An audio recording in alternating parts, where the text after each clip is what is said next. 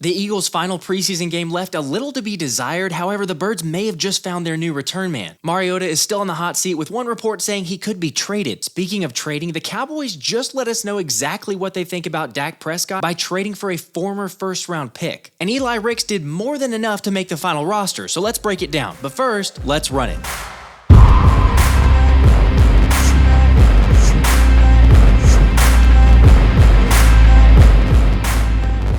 What's up, guys? In case you're new to the channel, I'm Josh and I cover the Birds. Okay, so some crazy news just happened with Adam Schefter just announcing that the 49ers are sending their former number 3 overall pick, Trey Lance, to the Dallas Cowboys for a 4th round pick. And now Trey Lance gets a fresh start in Dallas, which if you're like me, I was pretty shocked to hear the news here. And I guess you could ask the question, like Jeff Kavanaugh said, a fresh start doing what? I mean, it's fun and stuff, but what? Which Dak can probably relax because this doesn't really mean anything. Jerry Jones immediately probably called him up to let him know, hey, you know what? You're good, no big deal, you're our guy. Don't forget, you're my #1 customer. I don't know, it's kind of crazy. And I agree with what Lord Brunson said. There's no way you pay Cooper Rush, who went 4-1, and still spend a 4th rounder on Trey Lance while Dak is up for a contract, unless you're worried about a potential playoff collapse again. Spin it how you want, but we've all seen this before. But that's true. We know exactly what Dak is or who Dak is in the playoffs, so I'm not really concerned by this. But do you like the trade for Dallas? Are you scared of it for us? As Honest NFL points out, he sees it as a high upside backup to work with a spot that's been called upon many times for long stretches with Dak's injury luck or unluckiness. Although he also points out Dak's not an insecure dude who worries about competition, so if anything, he thinks that he'll benefit from it. I know it's considered QB proof or whatever, but the Shanahan system isn't for everyone. It's a very defined way of playing QB. McCarthy takes a more traditional West Coast offense approach. Yeah, I guess that's fair. Shanahan does have a very unique way of getting his quarterbacks hurt or matching up your backup tight end to block the best edge rusher. I don't know, maybe it's a better fit, but still, it speaks volumes to me to say the Cowboys are not completely sold on Dak Prescott. What do you guys think? Also, I think we should point out just how much the 49ers have gotten fleeced since the Trey Lance trade, with the Dolphins having acquired Jalen Waddle, Tyreek Hill, Bradley Chubb, and Channing Tindall from the trade they made to give up that pick when the 49ers took Trey Lance. Look, in all seriousness, Trey Lance is probably not going to do a whole lot, and I'm not scared by it, but I think really what it comes down to is Jerry Jones saw Jalen Hurts and said, I'm going to try to find one of those. I mean, for a guy that's only had, 4 or 5 starts in his career, Trey Lance is a work in progress, but again, we'll see if it means anything. But back to the Birds. So the Eagles had their final preseason game against the Indianapolis Colts, and all I can say is thank goodness, because I'm ready for some meaningful football for once, especially to see some of the studs like Jalen Carter and Jordan Davis, who were running routes with Fletcher Cox and Josh Sweat pregame. It was also really cool to see Fletch hype up the bread man and encouraging the Rook to sign some autographs, because, you know, we all realize how insane JC's gonna be. Despite not playing, it also didn't hurt Jalen Hurts' game day fit, showing off a custom 1995 Birmingham Barracudas jersey. That's a former failed Canadian Football League expansion team, in case anyone was wondering. Anyway, the Birds still had a couple positions up for grabs in possibly linebacker and safety, as well as QB2, although it was nice to see Marcus Mariota lead the pregame huddle to let everyone know better passes are coming from Tanner McKee, perhaps. Why can't I be quarterback, huh? You're right. Let's see what you got. Hit me. I'm open. Hi.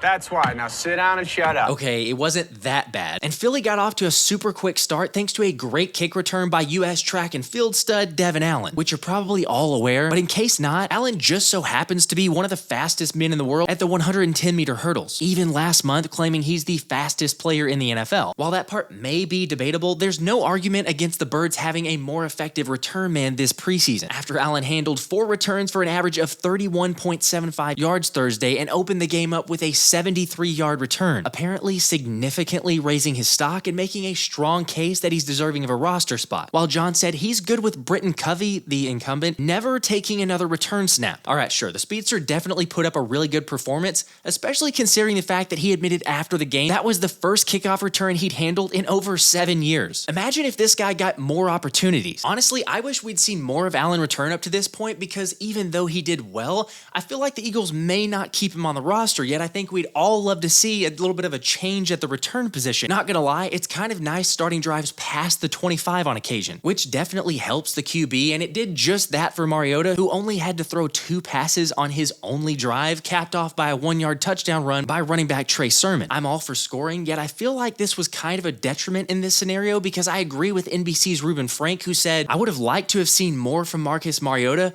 I'm glad he played, but I'm not sure what one 6-play series really showed. I know Sirianni wants to get to the starting line with everybody healthy on the 53, but Mariota needs reps. He needs to play, he needs to work. He hasn't been good this summer, and the more work he can get with a new offensive coordinator and just experiencing the speed of the game, the better off he'll be. Let's face it, he needs it, but that's not anything new to us, considering the fact that Mariota has admitted to sloppy play and fans clamoring to bring back the quarterback legend himself, BDN Nick Foles. However, Sirianni has kept up his I'm not concerned approach. I wouldn't say he struggled the last game.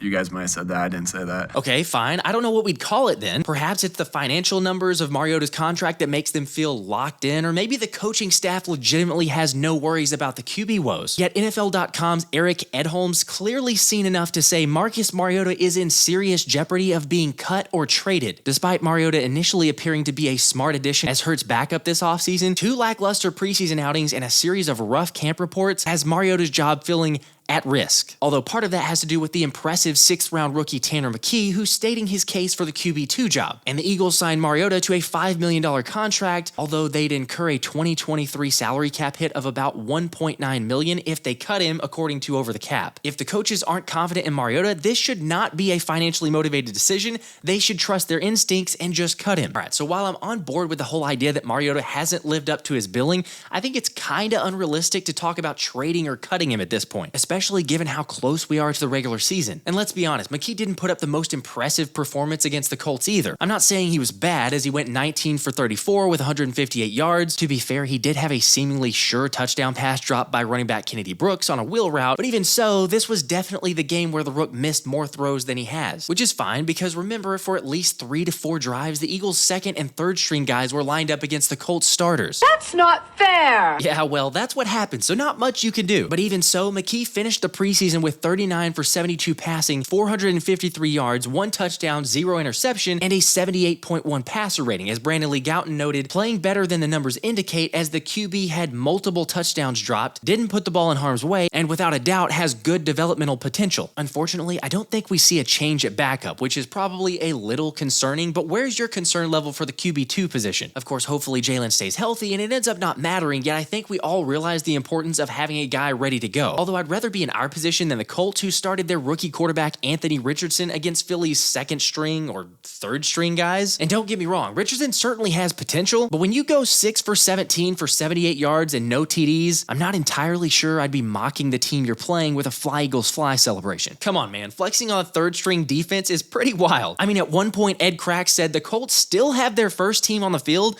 but I'm looking at the Eagles defense and there might be 3 guys who will make the roster. Not the best judgment from Shane Steichen's franchise man. However, one of those 3 guys Cracks was talking about is without question undrafted rookie free agent Eli Ricks, who had another amazing game, in particular against Colts starters, on one drive especially where Ricks went step for step against Michael Pittman on a streak right up the sideline, and then later registered a pass breakup while shadowing Alec Pierce, which is very encouraging. And I know this is just 1 rep in practice, but Pierce burned All-Pro JB during a rep earlier in the week. Not Ricks though, as the 21-year-old, who I share a birthday with, has gone full lockdown mode in the preseason, ranking as one of the best rookies in the exhibition games according to PFF. I think he's making the roster, and he obviously does too, saying after the game, "I feel I've done all I could to prove why I should be on this team. I have no regrets whatever their decision is." Yeah, Rick shouldn't have any regrets for his play, but maybe for his hoodie choice? Don't ask. I have no clue what that is. Moving on, Jody Mack was saying what all of us were thinking after the game, that Ricks made the team with that performance. He was clearly the best cover guy last night. Quite frankly, I felt he was the Birds' best defender last night, although I'd understand if you want to argue it was either linebacker Ben Van Sumeren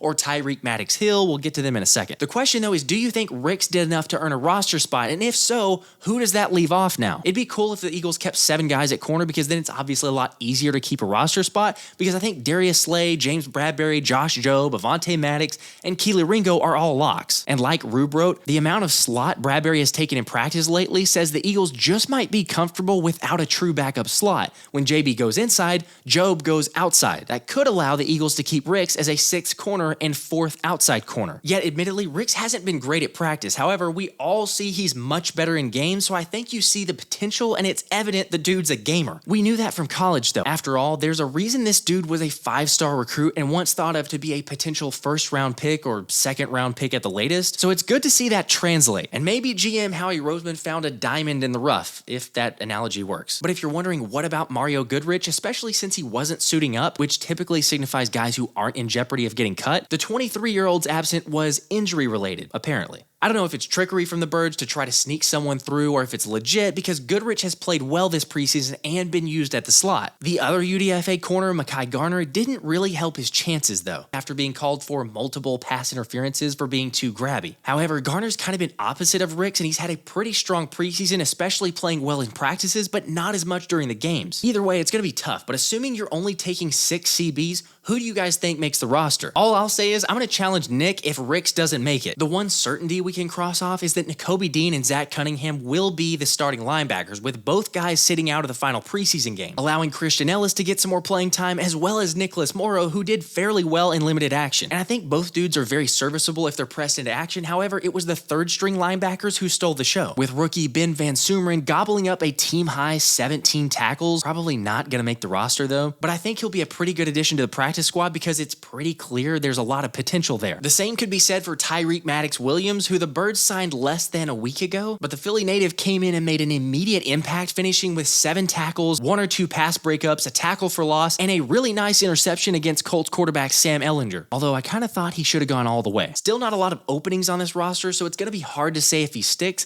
but would be a solid practice squad addition at the very least. Unfortunately, one guy didn't help his chances in Eagles wide receiver Joseph Ngata, since the undrafted free agent ended with a measly 2 catches on 6 targets, where the ultimate mistake was a fumble late in the first half as Philly was in position to score or at least get 3 points. You are fired. Okay, I do wish Ngata the best, and he had been able to showcase some skills in camp, but it's obviously a very crowded receiver room. Disappointingly, the Rook wasn't able to carry much of his practice ability into games. Honestly, I don't think there'll be too many roster surprises based on the final rehearsal, with hopefully the exception being Ricks. But how about you guys? Are there any names I'm forgetting, or what do you think ends up being a big roster surprise? We did also get a quick glance at Hassan Reddick in the tunnel, having gone through the thumb surgery, where all reports have been positive, and it sounds like he'll be ready for the season opener in 2 weeks, which is really good to hear if true. Also, congrats to Dave King, who won our ticket giveaway last night during the game, getting to choose whatever Eagles regular season game he wants to attend, and definitely won't be the last giveaway. By the way, in case anyone's still interested in joining the Fantasy Football League, we have a couple spots left with details in the description below. Roster cuts on Tuesday, and then thank goodness it's off to the regular season. This has been the Philly Special.